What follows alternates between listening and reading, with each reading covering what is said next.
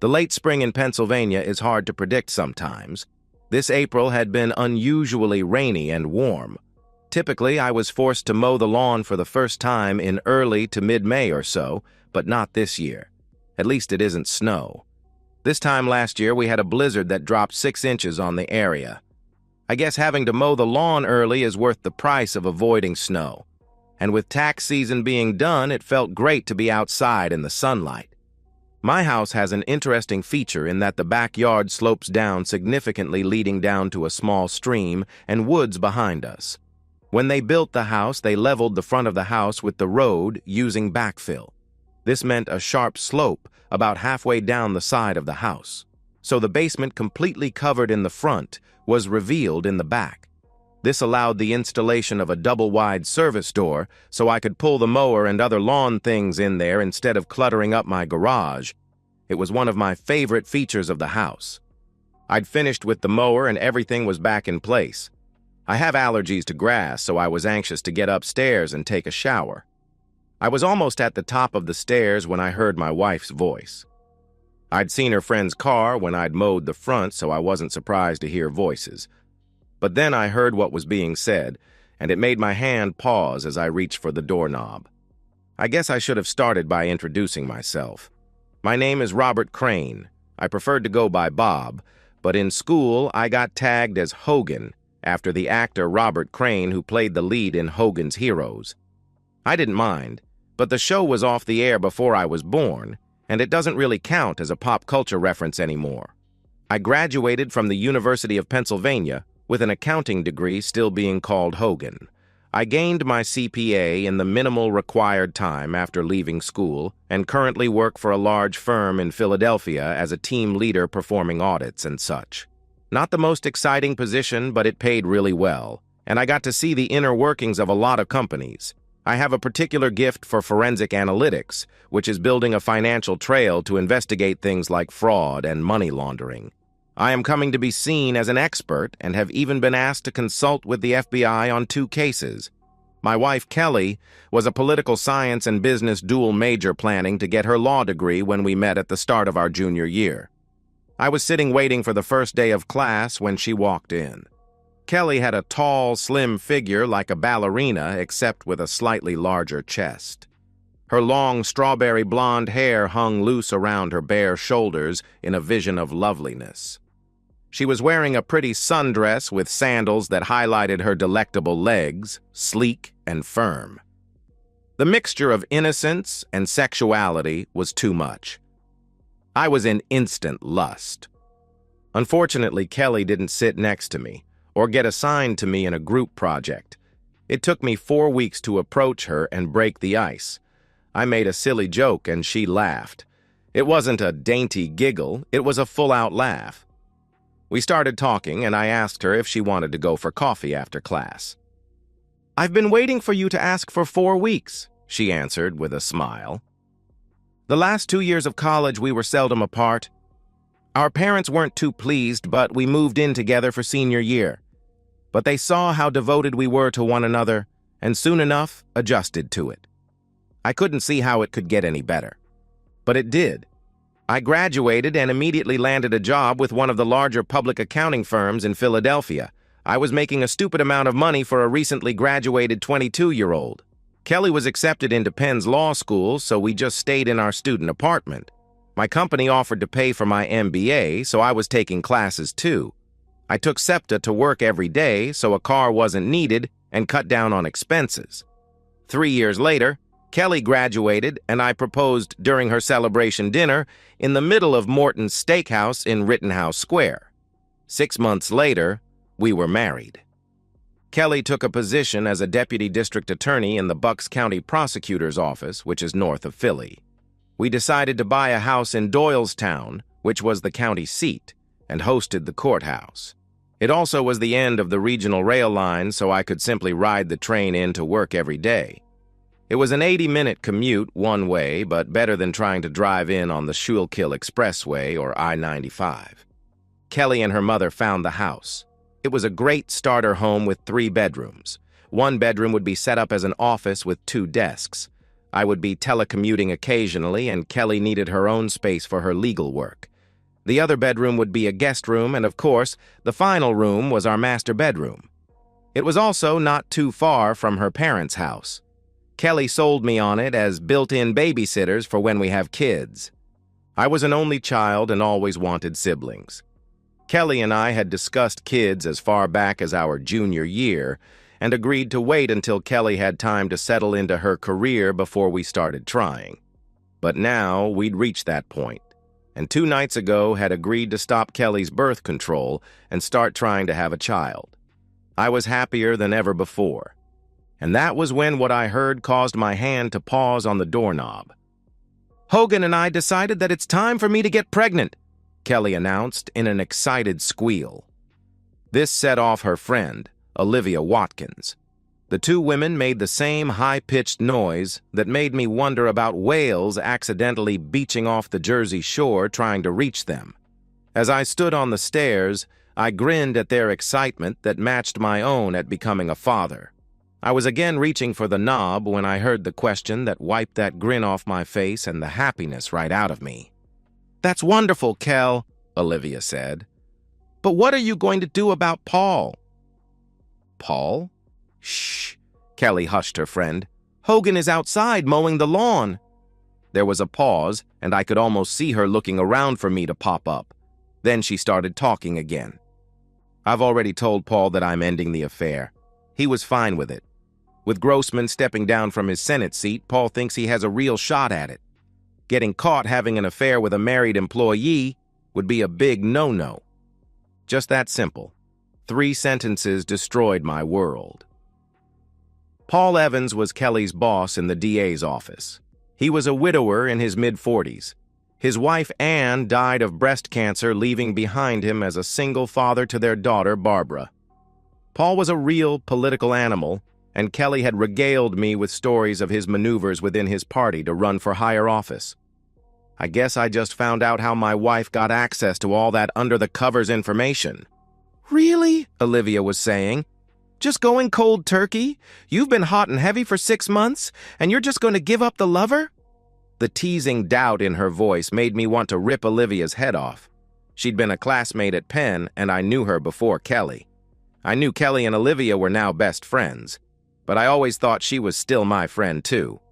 I guess I was wrong about that. "Stop," Kelly protested with a giggle. "You are so bad. Paul is a great lover, but he was just a bit of rough to play with. I love Hogan, but Paul just took me however he wanted. There was no love, just intimacy. Now that Bob and I are going for a baby, I don't want to take any chances. I love Hogan and will be a good and faithful mother." How many more cliches were we going to have here? I wondered. All I need to do is come home to find a strange car in the driveway and find them having intimacy in my bed to make it complete. I wanted to run into the room and scream. I wanted to smash up the room, but my muscles were locked in a paralysis. I was so stunned I couldn't move. My heartbeat was pounding in my ears. "So, cold turkey?" Olivia prodded. Again, Kelly's giggle. "Well, not cold turkey," she admitted. "I have a conference next week with Paul in Pittsburgh.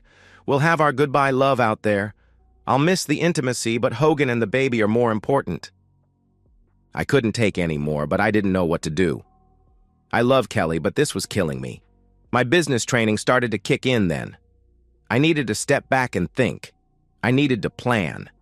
I started stomping on the steps like I was coming up the stairs. Then I opened the door and stepped into the kitchen. Kelly and Olivia were sitting there with their teacups in front of them. Was that a hint of guilt I saw on Kelly's face? "Honey, are you okay?" she asked in a concerned voice. I realized then that my cheeks were coated in tears. "Allergies," I grunted. "Gonna be a bad spring." "Well, you go upstairs and take a shower. Just drop those clothes outside the bathroom and I'll wash them right away so they're not contaminating your closet. I bought you a new box of Claritin D last week that is in the medicine cabinet." "Thanks," I managed to get out as I make my way towards the stairs. I needed time to think. The next morning was a Monday, and I used the excuse of an early meeting to be up and out of the house before Kelly was out of bed. I'd used my allergies as a reason to go to bed early the night before because my emotions were in an uproar. As I sat on the train, I thought again about what I'd heard. On one hand, my wife was unfaithful, but was ending it as purely sexual to stay with me and have my child. Some would argue that I should let it go at that and be happy that my wife was coming back to the marriage, planning to be a good wife and mother. However, there is a voice in my head that says, if she did it once, what would stop her from doing it again in the future? 10 years on with the kids in school, would she have another just sex affair?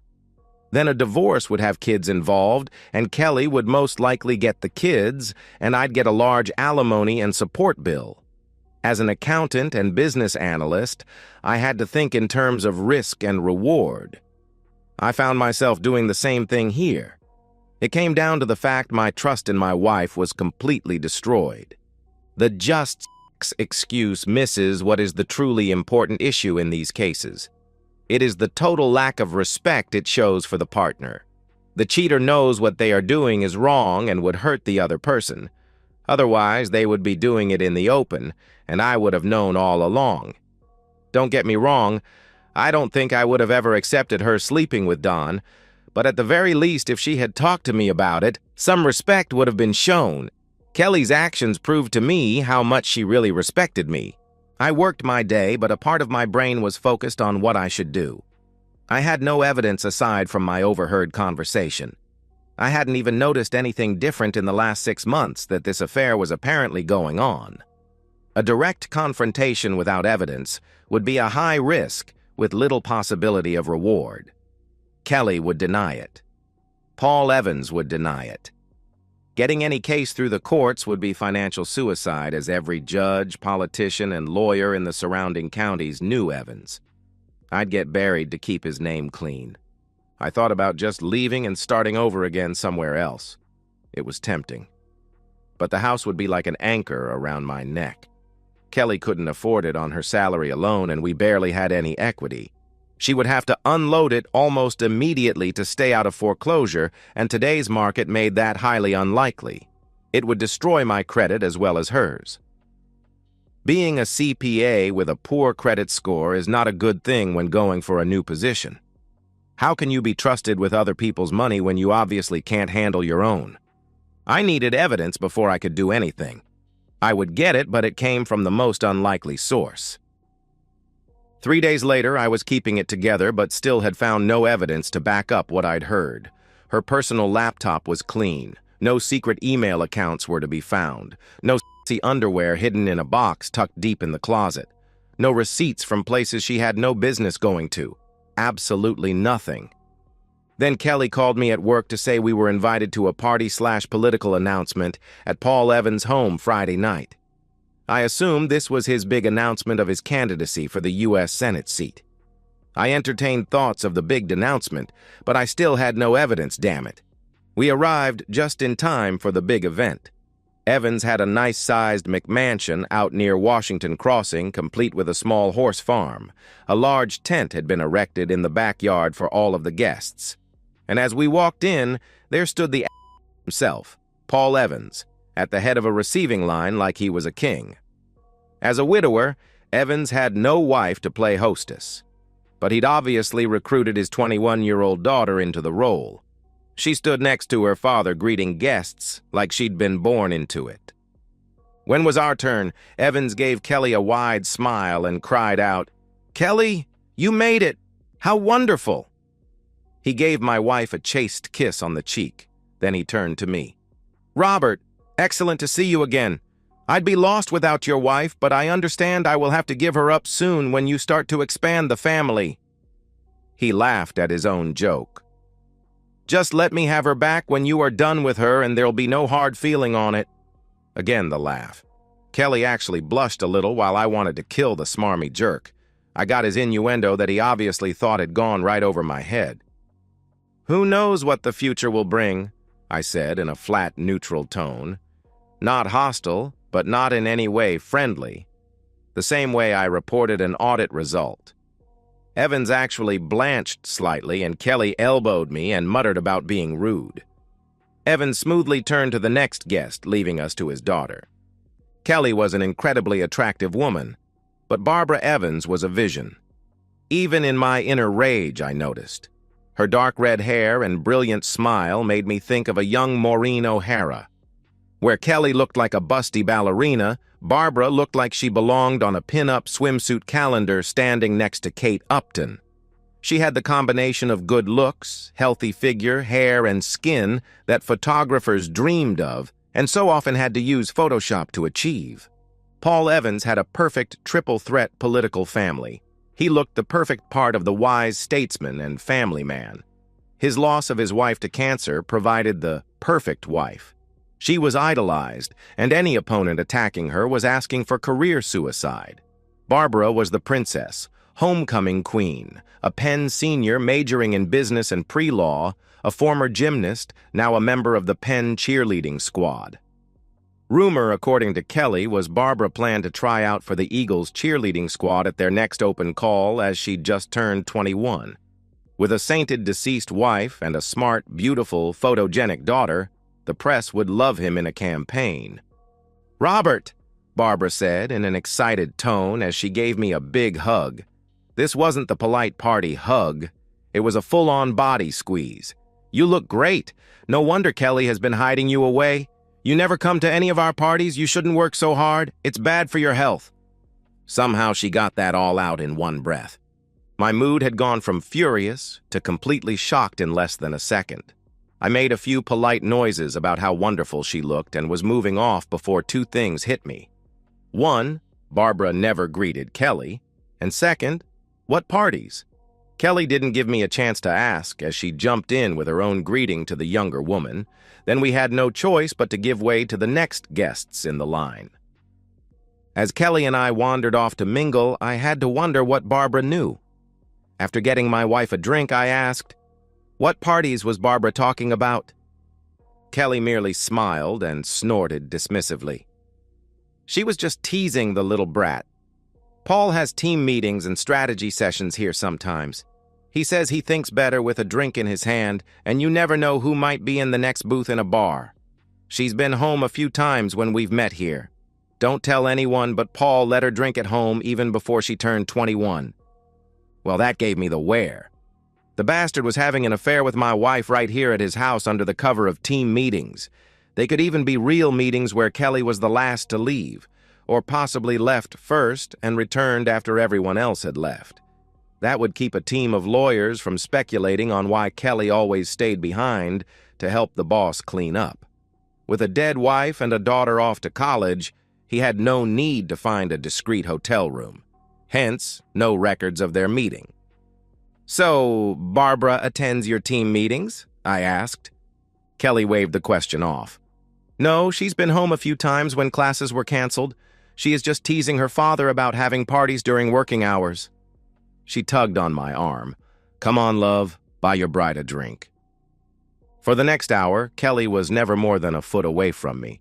We talked to a number of her co-workers, and a few brought up our plans to have a child and how sorry they would be to lose Kelly for a time, but how excited they were for Kelly and me. Frankly, I found it a bit awkward. Why did all these people know our plans? After an hour, Paul Evans called for everyone's attention. His daughter stood smiling by his side. He started off thanking everyone for coming, and then launched into his big campaign announcement. Everyone expected it, but acted excited anyway. I noticed the publisher of the local paper with one of his reporters nearby taking notes. I am sure it will make a big spread in tomorrow's paper. I won't bore you with the rest of the details from the party. It would have been a pleasant time if my heart wasn't shattered with my brain on overdrive thinking how to prove any of it. It was about 90 minutes after the grand announcement that Margaret Williamson, the first assistant district attorney, came by and said Paul wanted to meet with his staff. Where Paul was an elected official, Margaret was the senior person that actually ran the office. DAs could come and go every 4 years, but Margaret was a permanent fixture, a very tough lady, but also highly respected for her honesty and integrity in the legal community. The older female lawyer was most of the reason Kelly took the position. I rather liked her. Margaret was married for over 30 years to an electrician who supported her through college and now owned a nice-sized electrical contracting company. The two were devoted to each other. I always thought they were the model for Kelly and me. "Sorry to steal your wife away, Hogan," Margaret offered. "Paul wants to discuss the organization of the office once he's off campaigning." A moment later, they were both gone. I wandered away from a small cluster of other spouses that had been left behind for the meeting and made my way over to the other side of their large pool opposite the patio where the party was occurring. There was a wicker chair swing hanging from chains. It was somewhat in the shadows, so people would be able to see me if they looked, but I wouldn't be obvious. In other words, it was a perfect place for me to try to gather my thoughts. I had been sitting down for less than 5 minutes when a voice intruded into my solitude. "So here is where you are hiding," a voice purred. I looked up just as Barbara slid into the wicker swing next to me. She settled in so she was seated facing slightly towards me without me saying a word. Her little black dress settled across her tanned thighs in a way that clung to her body, hinting at what lay beneath without revealing anything. Seductive but innocent at the same time. It said something about my state of mind that I noted this almost academically. "You look like a man with the weight of the world on his shoulders," she commented. I didn't really want to talk about it to my wife's lover's daughter, no matter how hot she was. "We've been really busy in the office, a lot of audits going on," I said to end the conversation. "Really?" Barbara asked in an interested tone. "I just finished my last accounting course at school. We spent several classes talking about the use of forensic accounting in law enforcement. I thought it was fascinating." Even in my grief, that surprised me. "Really?" I asked in a disbelieving tone. "Well, it's not sexy or anything, but it really is detective work to take all the right pieces of information out of a ton of other facts and put them together to get a clear picture. Plus, since some people are trying to hide that information, it gets even harder." "Most people don't see it that way," I admitted. Barbara started going into a remarkable amount of detail on just what she'd learned in the class and why she enjoyed it so much. I have to say I was impressed. I've had people finishing internships at the firm who couldn't have spoken that well on the topic. Focusing on her words actually helped me set aside both her looks and, more importantly, the rage boiling deep inside me. I found myself slipping into my role of mentor. It helped me put my emotional turmoil in the back of my mind a bit. "You really did enjoy the class," I remarked. "You seem to have an excellent grasp of the topic." Barbara blushed at my praise. For a moment, the pin-up girl was gone, and I could see a sweet girl honestly touched by my simple praise. "I've actually thought about going into the FBI when I finish school. Dad wants me to either become a prosecutor or go to work for one of his friend's law firms. I don't think that is what I want to do." "You should follow your own dreams and not your father's." It was honest advice, not that I wouldn't be above spiking the prick's plans. "I've done some work with the FBI when audits turned up something criminal. Sharp people." Before Barbara could reply, Kelly stepped out of the shadows. "Here is where you disappeared too. You weren't doing anything naughty, were you?" she asked in a teasing tone. Barbara turned to face my wife with a brilliant smile. "We were just talking about Bob's job. We just covered it in class. I wanted to pick the brain of an expert." "Well, Hogan is that," Kelly said in a proud tone. "I looked at one of his audit reports where an employee was embezzling money using his boss's login. Hogan caught that some of the transfers happened when the guy was on a business trip, but the logins occurred from the corporate office. Most of us would have stopped when the boss was identified. Hogan kept digging. I could have gotten a conviction on the employee on my first day out of law school. Hogan didn't really leave anything for the DA's office to do on that one." Kelly was beaming at me with pride on her face as she related this little story. That confused the hell out of me. How could she be proud of me and claim to love me while carrying on a 6-month relationship with her goddamn boss? A shadow of my confusion must have crossed my face because Kelly asked, "What's wrong, dear?" "Nothing," I said. "Just thought about a problem." "Well, stop that. This is a party," Kelly admonished me. She barely drew a breath and said, "Hogan, you will never be able to guess the opportunity I've been given. Paul and Margaret want me to move into more of an administrative role since I plan on going out on maternity leave as soon as you get your job done. That way, when I go, there won't be any cases left hanging. I'll be working directly for Margaret." Something in my heart leaped at the thought Kelly would be away from that bastard Paul. My hopes were dashed a mere second later. "I will have to travel occasionally," Kelly continued.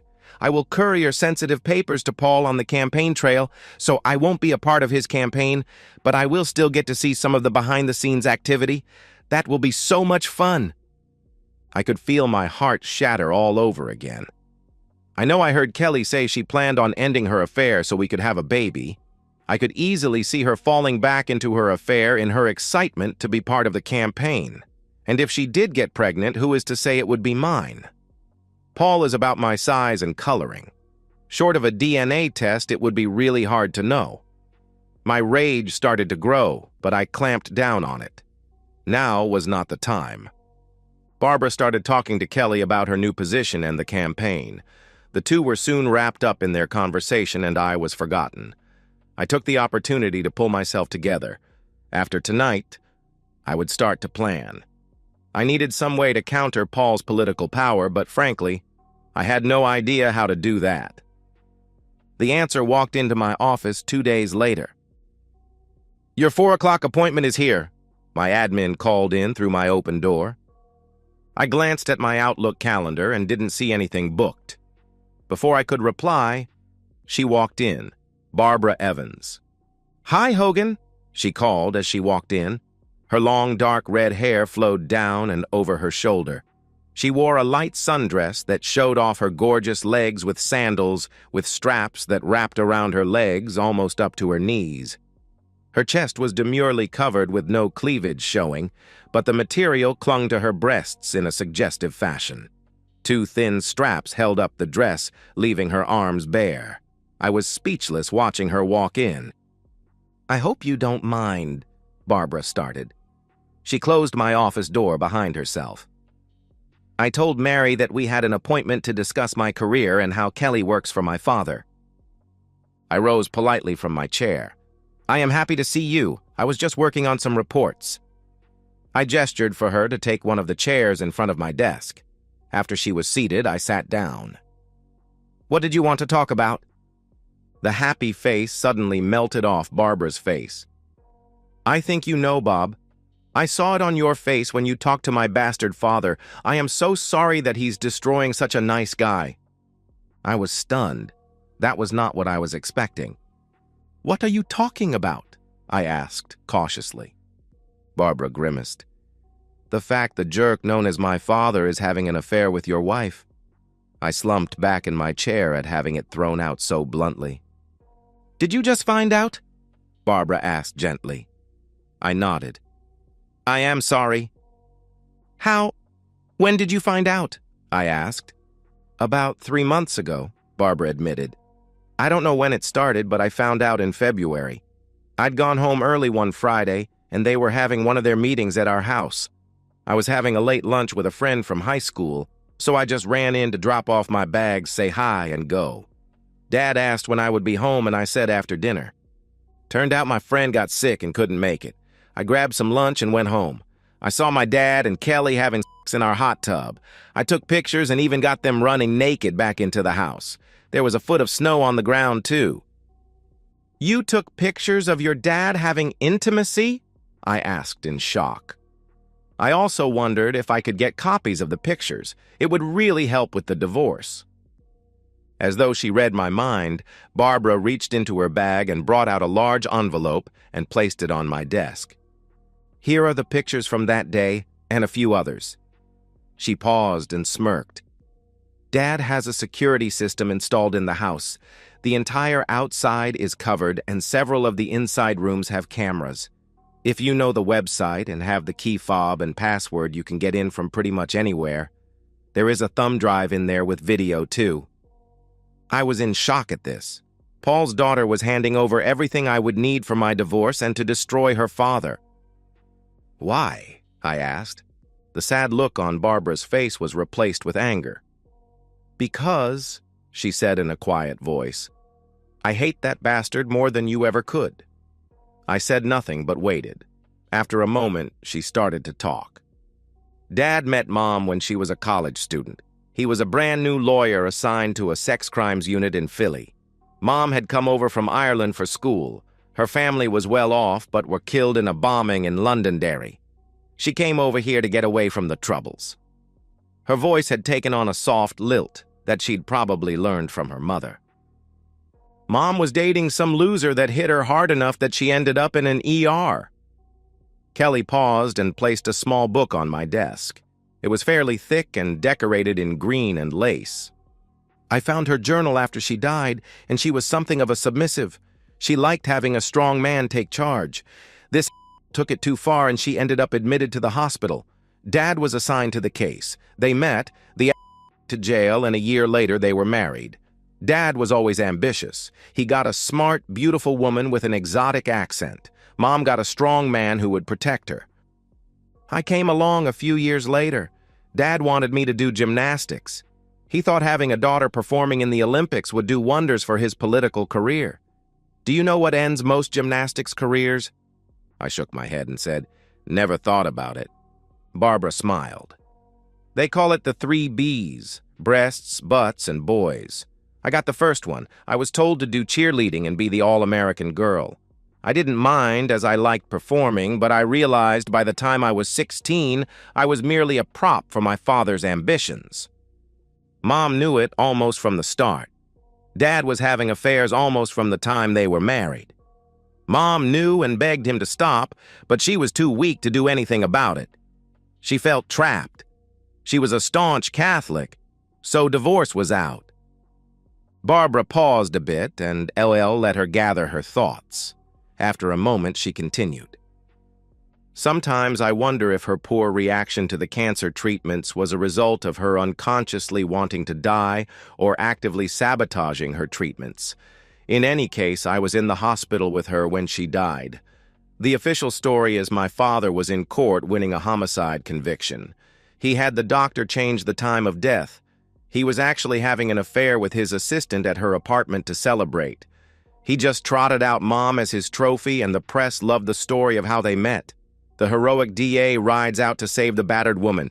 Hell, the bastard hit her himself more than once that I saw. Why are you telling me all of this? I had to ask. Because you don't deserve this, Hogan. My dad, he's not a good person. After Mom died, he kept his affairs discreet until I left for college. That is when he started hosting meetings at the house. And they are not just for his job. He also has meetings for some of the charity groups he is involved with. I know for a fact he is sleeping with 2 other women from those groups too. One of the poor women actually thinks it's true love and is planning to leave her husband. Is that what Kelly thinks? I asked. I know what I'd heard, but I was still curious. Barbara shook her head and said, No, she seems to think it's just fun. They say power is the ultimate aphrodisiac. Kelly seems to be proof of that. I heard her talking with my dad about some senator they met with and how excited she was when she got back to Doylestown. I winced at the blunt comment. I even remembered the day. I'd come home to a wild woman, and it was one of the best nights of sex in my life. A cherished memory was now sour because I knew now that my wife had probably not even been thinking of me at the time. So, what do you want? I asked. To her credit, Barbara looked me right in the eyes when she answered. I want you out of your marriage to that cheater.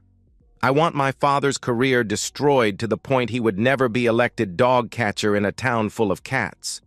I thought of just sending my stuff to the papers or even to the other party, but he has too many friends. I figure together we can make them pay.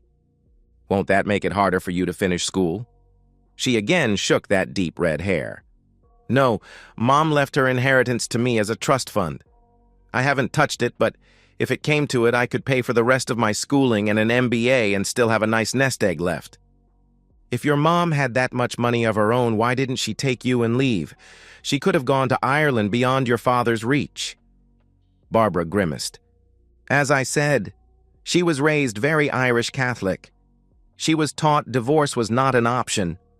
Whatever else happened, Mom clung to her faith until the very end. It is the one thing that makes me think her death was unconscious rather than deliberate, since they also see suicide as an unforgivable sin." I have to admit, I couldn't see Barbara as anything but truthful. She said she wanted her father's career destroyed, and me having this information sure couldn't bode well for his ambitions. I couldn't see any way this could be a trap of some sort. If Kelly and Paul wanted to wipe me out, they could do it openly in court. This sneaky stuff was only for when you were desperate, like me. A plan started to take form in my mind. I would need Barbara to help with several items. If nothing else, it would tell me how committed she was to destroying her father. "Okay," I agreed. "But I don't want to destroy him by releasing these images or even naming him in my divorce." Barbara looked surprised at that. "Why not?" she demanded. Her face flushed red in her passion, and she drew a breath to launch into some speech. I stalled her with a raised hand. "I didn't say we wouldn't destroy him, but I don't want to have to deal with the bad press of being the humiliated husband in a political scandal. Instead, I want to destroy what he's wanted all of his life. Destroy his power and influence, and I can get a nice quiet divorce that no one will care about." Barbara looked at me with shock on her face. After a minute, a sly smile grew. "What do you need from me?" I smirked. "I am going to do what I do best. Get me his financial records, personal and campaign stuff. They got Capone through tax evasion. Having met your father, I have no doubt I can find something. And if not—" "What?" she asked. I smiled. "I can make some." Over the next 3 days, Barbara and I were busy. She installed a keystroke logger onto her father's personal laptop and the home desktop. She also performed a full hard drive backup of his computer. We set up their security system to upload its recordings to a cloud space I knew of that was physically hosted overseas. So nice of the jerk to bug his own house. For my part, I didn't bother bugging Kelly's phone. Thanks to Barbara's evidence, I didn't need anything more on that front. I did activate the GPS tracker intended for parents to keep track of children. It mostly just used cell towers for positioning unless I sent the command to activate the GPS. I just didn't want her surprising me at home when I was busy with my work. I faked a groin injury the day after Barbara first came to see me. That gave me an excuse not to have sex with my wife. I never thought I would ever have to come up with an excuse not to have sex with my lovely wife. After hearing of the number of Paul's partners, I didn't want to take any more chances than I unknowingly had. Plus, I don't think I could have done it without my anger breaking out. On a side note, I did make an appointment with a doctor to be tested for STDs. Nothing showed up at first, but some of those bugs, like HIV, can take months before they give a positive result for antibodies. It was a randy, frustrated Kelly that left for her final rendezvous with Paul at the conference in Pittsburgh. Unsurprisingly, she was really excited to go. Leaving her hanging the last few days had her really keyed up. Some guys might have given her the goodbye love as revenge. My problem was somewhere inside I still loved her. I could never trust her again, but that didn't mean I didn't love her in some part still. But I also couldn't stand the thought of having intimacy with her after what I'd learned. Thursday morning came, and Kelly was waiting with her packed bag, waiting for Paul and a junior lawyer from their office that was going to the conference with them. I wonder if the young guy knew he was their cover. "So, I will be home Sunday afternoon," Kelly said, as she walked up behind me after dropping her bag by the front door. I was sitting at the table with my back to her, sipping my coffee. She wrapped her arms around me and leaned down so her lips were right next to my ear. "Hopefully you're feeling better and we can get started on the little one," she whispered. Her tone raised a dead man and her smell. It took me back to more innocent days. I wanted to cry right there, but I managed to hold it together. I will keep it iced up so I am all healed up, I assured her. I patted her arm and kissed her forehead. I wish I didn't have to go to this. It would be so much better to just stay home with you and be naked all weekend. You can always tell Evans that something more important came up, I said. It just slipped out. And by the way, she looked at me. She'd heard something in my tone. What is your problem with Paul? She asked in a startled voice. First you were rude at the party, and now you sound like you hate the man. I forced myself to calm down and shrugged. Honestly, I've seen too many hotheads like Evans that think he's untouchable and power incarnate. They're big fish in little ponds. They sell the illusion of power and get people to buy it. Like that mayor in South Carolina last year. Big, powerful guy embezzling from the city while sleeping with 3 married women. Now he's doing 10 years in the federal pen, and they are all divorced and publicly humiliated. I get the same vibe from Evans. If he gets to Washington, he'll be having intimacy with clueless interns in a week. But eventually, the wheels will come off on his ride, and his stuff will splatter over everyone around him when it does. Kelly was looking at me in shock. She'd heard me rant about the scumballs before, but I'd never linked Evans to it before. I probably should have kept my mouth shut, but it felt good to let it out. And while the marriage was over, I also felt it was fair to give Kelly fair warning. I still loved her, even if I'd never trust her again. Hogan, that's a horrible thing to say about Paul, Kelly protested. He's a good man who's done a lot for the people of this county. He's not like that. I heard an almost pleading tone in her denial. In timing that couldn't be planned, we heard the sound of a car horn coming from outside the house. Paul had arrived. Kelly let out a frustrated sigh. She gave me a little glare that quickly faded into a mixture of regret and what almost looked like fear. I will be home in 4 days, Kelly said in a conciliatory tone. We can talk about this then. But be ready, love. We have a baby to start on. Then she wrapped her arms around me for a passionate kiss. A kiss I returned just as fervently. Have a good week, she breathed out. I love you. I love you too, I responded. She grabbed her bag and opened the front door. Bye, dear, she called over her shoulder. Goodbye, Kelly, I said. Then I shut the door. 30 minutes later, I left to catch the train to the city. Barbara and I had an appointment with the FBI. Turned out I had no need to manufacture any evidence. I would put Paul Evans' embezzlement skills as moderately clever. Barbara and I met in her off-campus apartment to review the documents she'd pulled off his computer. Fairly standard techniques on the whole. I estimated he had about $2 million stashed in an offshore account. At least that is how much he funneled to it, but I can't be sure it's still there because those records were not included. Most of that money came from a variety of small contributors that would not trigger IRS types, but why were out-of-state people donating to a county DA's campaign? I managed to trace several of them to people with ties to defendants where the case was dismissed or a plea bargain was accepted with unusually light sentences. It was Barbara who found the biggest bombshell. Turns out she was not an only child. Evans knocked up 2 other women along the way. One was born 3 years prior to his wife's death. The mother was one of his staffers at the time. The third was born 8 months after his wife's death to, get this, an 18-year-old volunteer at the hospital his wife was in for treatment. Evans was flowing $2,000 a month to each woman from campaign contributions as poll research consultants. Barbara almost destroyed her own apartment in her rage. That red hair really is a warning. By the time Kelly and Paul left, we had everything worked out in Paul's records. There were still questions, but we lacked the resources to get to the information. So I wrote up all of the findings and scheduled a meeting with a senior FBI agent I'd worked with out of the Philly office. Barbara came along to tell him the story we'd cooked up. Barbara's story was she'd wanted to look at some real records after taking her forensic accounting class.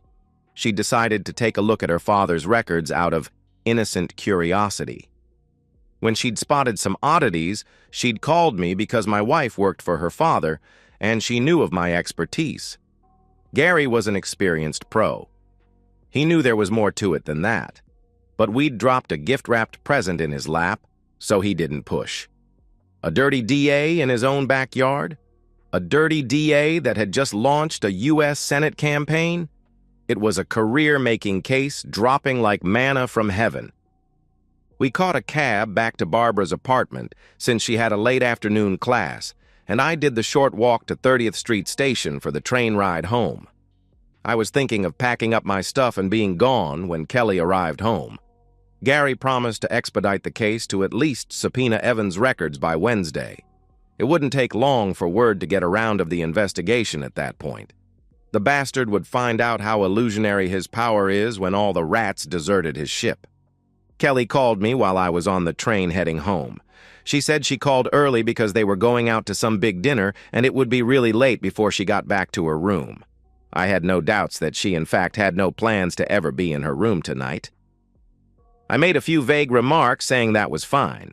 She picked up on my distracted tone and asked what the matter was.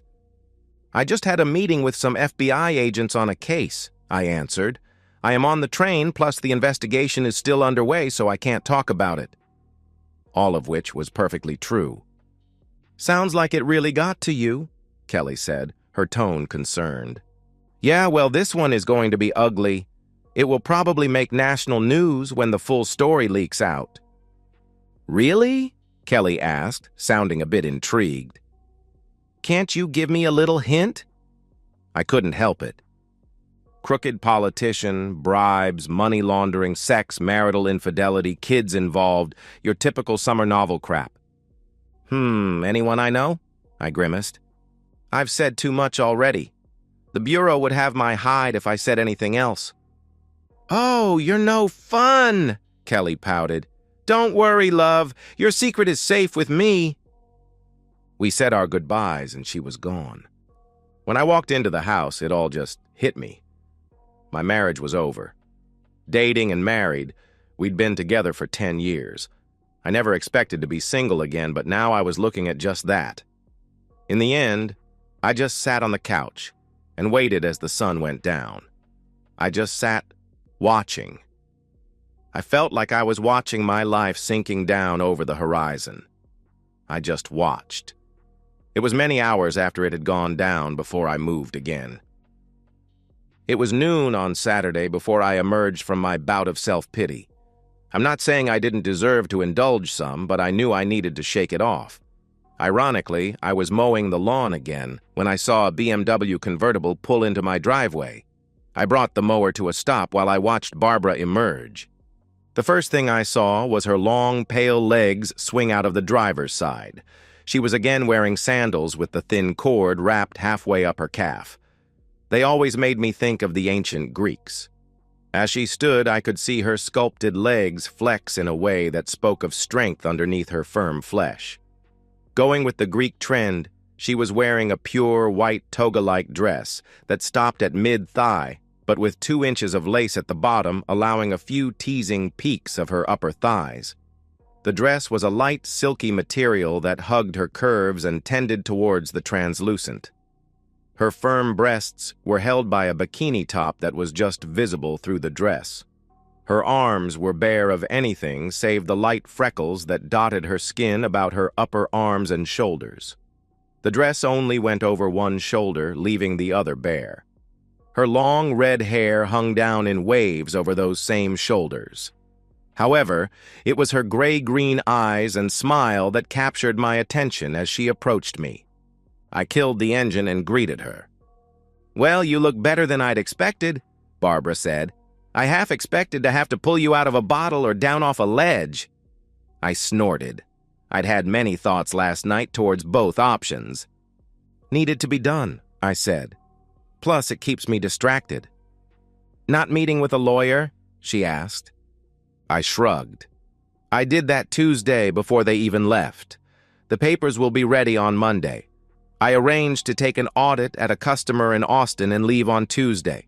Normally travel on this type of assignment for 3 days, and then I work everything remotely until I do my report out. This one I will be staying there the whole 3 weeks. I shrugged. It's the coward's way out, I guess, but I don't want to be here when the whole mess melts down. I could see the agreement on Barbara's face.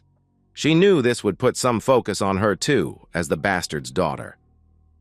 "Well, I am glad you are thinking ahead," the redhead said. "But I've learned that's something you're good at." There was that smile again. "Now I can plan too." "Okay, so here's my plan," Barbara announced. "I am going to help you finish up with your work here, and then you are coming to my place. We are going to have fun, and you can even oogle me to your heart's content. I have a bathing suit that you're just gonna love." That last part was said in a voice that would have raised a dead man. I tried to rally. "Barbara, I am still married," I protested, "and I don't think I'll be ready to jump into anything for a while." "You need to let off some steam before you explode," the sexy redhead insisted.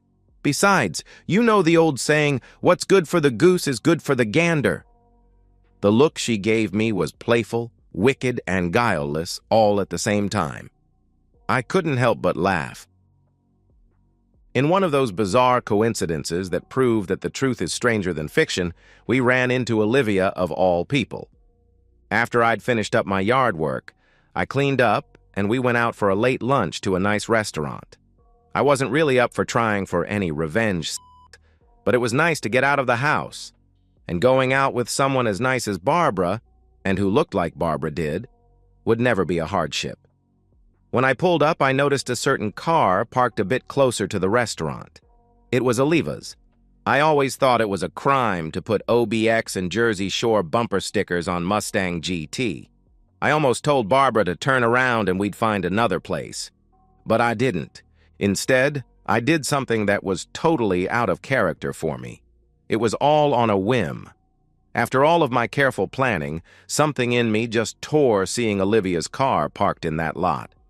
I casually wrapped my arm around the beautiful redhead and ushered her into the restaurant without another word.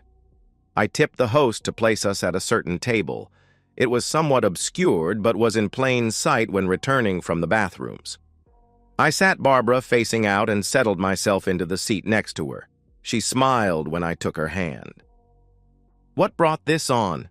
she asked with a cute little smile. "Not that I am complaining." I laughed. "Remember me telling you about how I found out about my cheating wife? Her friend Olivia? Well, her car is parked right outside." Barbara let loose a throaty laugh. "So I get to be the other woman? Ooh, I can live with that." She leaned forward and placed an incredibly soft kiss on my lips. It wasn't a deep, passionate kiss, but rather one that hinted and promised so much more to come. A lover's kiss. Our meals had arrived, and I was honestly enjoying myself. The subterfuge was mostly forgotten as I enjoyed Barbara's company. Her sharp sense of humor killed me. I'd never heard someone make accounting sound so dirty before. I just happened to glance over and notice Olivia walk past us. I pointed it out to Barbara. "Oh, goody," she giggled. "I've been so waiting to do this." With that, she leaned forward to kiss me. I found my hand being guided under the table and onto her leg. The skin of her thighs was so incredibly soft with firm, supple muscle underneath. The touch was electric. I could feel the heat radiating out of her panties. My hand slid forward of its own volition to feel the moisture there. I was so lost in the sensations that I was surprised when I heard Olivia yelling at me. "Hogan! What the hell are you doing?" she was screaming at me. "Who is this tramp running around on your wife while she is out of town? I thought better of you." I have no doubt the whole restaurant heard her. I released Barbara and turned to look at my erstwhile friend. "What is your problem, Liv?" "It's just a bit of carefree intimacy before Kelly and I settle down and have a kid. And can you keep it down? People are trying to eat." Olivia gapped at me like I'd smacked her with a dead fish. "What?" she started. "Oh, come on now, Liv. Kelly is doing the same thing. I'm sure she's off having love with her boss right now. She has been for months, so I reckoned it was only fair for me to have an affair with the boss's daughter." I think Olivia almost had a heart attack right there. I felt Barbara start to giggle, so I gave her a little squeeze to keep her quiet. Of course, I sort of forgot where my hand was, so her giggle turned more into a groan of pleasure. "You know about—" Olivia stuttered out. "I know I'm supposed to be the faithful, clueless husband, while my wife runs around so ably assisted by a woman I thought was a close friend of mine." Olivia winced at the scorn in my voice. "I know Kelly wanted one last taste of the strange before having a kid. Kinda like that one last fling before we got married. If it was okay for her, what is your problem with me?" I had no information on Kelly having any affairs prior to Jerk Paul, but as the saying goes, once a cheater, always a cheater. I was taking a shot in the dark with my suspicion and wondered if Liv was off balance enough to confirm it. She was. "You know about that too?" she gasped. "Nope, but thanks for the confirmation," I answered. Olivia paled at that. "Go away, Olivia," I said. She turned and fled the table. We heard a commotion a few minutes later. That was Olivia leaving the restaurant. "Well, that was fun while it lasted," Barbara said with a little laugh. "I really wanted her to be in there longer." Her smile caused me to blush. "You know she is probably on the phone to your wife right now," she added. "Probably," I agreed. "I give it 5 minutes before my phone goes off. However, it is 5 hours to get home from Pittsburgh if she leaves right now. That gives us time for dessert and still gives me enough time to get home and pack. Sorry, I won't get to see you in that bikini as you promised." Barbara laughed again. "Oh, I think we can do a rain check for that." She reached over to grab me by the shirt and pull me closer. "You know my semester ends in a week and a half," she murmured into my ear. "I've always wanted to see Austin." I'd barely grasped her words when her tongue slithered its way into my ear. Yes, well, the storm truly hit the fan. Kelly started calling me 10 minutes after Olivia left the restaurant. I listened to a few of her messages, and she was furious for cheating on her. That almost caused me to laugh. After an hour of her messages and texts, I blocked her number. I knew eventually she would just call from another phone, but she was driving back from Pittsburgh, so it wasn't like she could just ask to borrow someone else's on the turnpike. I went home and packed up all of my personal items, not just the stuff for my trip to Austin. I had the time. Within 4 hours of the encounter with Olivia, I was driving away from my house for what was probably the last time. I booked myself into a hotel near the Philly airport after dropping most of my stuff off in a storage locker until I could find a place to live. I talked to Barbara a few times on the phone. She was straying with a friend as her father was leaving furious messages on her phone now. I moved my flight to Austin up a day and was gone Monday morning. Kelly managed to call my phone a few times from other numbers. Now they were tearful rants of how could I do this to her? Why would I destroy her career, etc. Apparently, Olivia's initial screaming had gotten a lot of people's attention. Someone then posted a fairly accurate account on their blog and identified Barbara and me as the players. My comment about Kelly having an affair with Paul was also reported along with the fact they were together in Pittsburgh for the weekend. That caused a big stir in the county political circles and the courthouse. I avoided most of the news out of Philly for the rest of the week. It wasn't until Friday that I got an email that told me what was happening back in Doylestown. Surprisingly, it was from Margaret, the senior manager in the DA's office. The older lawyer apologized for all that had happened. She knew Paul was dating 2 women outside the office but knew nothing of Kelly's involvement. She also applauded my getting revenge by using the law against a lawyer. According to Margaret, it was an eventful week in the Buck DA's office that week. Monday morning, Paul was in the office attempting damage control and denying any improper behavior on his part. "It is just my daughter's rebellion under the influence of a cheating husband," was the story he tried to sell. Then on Tuesday, Kelly was served with the divorce papers on the grounds of adultery. The envelope was filled with pictures, DVDs, and a letter from me. Kelly's scream of horror when she read my note brought Margaret and 2 others running into her office. Kelly was slumped in shock in her chair, and Margaret spotted the pictures that had fallen out onto the desk. My letter to Kelly told her I never had an affair, but hoped she now had some idea of how I felt about her and the jerk. I told her I couldn't be married to someone I couldn't trust, especially now that I knew she'd been unfaithful before. Not much work was completed in the DA's office on Tuesday. Margaret was in Paul's office for a meeting the next day when 4 men in suits suddenly walked in. Paul was yelling at them for interrupting an important meeting when one man informed Paul he was under arrest. She said he was in complete shock when they cuffed him and walked him out of the office. They walked him right out the front door of the courthouse and past the reporters who had somehow been notified. Margaret closed her email by apologizing for letting their behavior happen in her office. She also said to let her know if I needed anything, as I didn't deserve this kind of thing.